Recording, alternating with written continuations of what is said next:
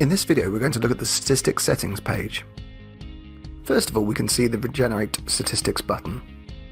This button will force a re-import of all the logs that are in the IDP. This is particularly useful if you've uploaded a new set of logs from an older IDP, or if you've just migrated to our overt IDP.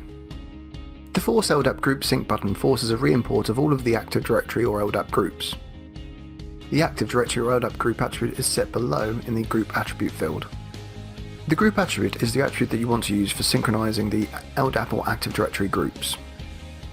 In most setups this is typically member of, but you may have an extension attribute or maybe using some other attribute that you'd rather filter by. This group attribute is then used in the resource and authentication report filters and is also used for the granular access rules. Once you have set or changed the group attribute, you'll want to click the Update button and then press the Force LDAP Group Sync button. Depending on the amount of groups you have, this may take some time. The Service Providers section is a table of all the resources entity IDs that we have detected while processing the IDP audit log files. You'll then have the ability to select a friendly name. If no friendly name is set, then the name will appear as empty. You can change the name by clicking on the name or empty. This then brings up a pop-up that you can edit and enter in a friendly name for your resource. Once you've set the name, you just press the tick to apply the changes. If you do not want to set the name, you can just press the cross.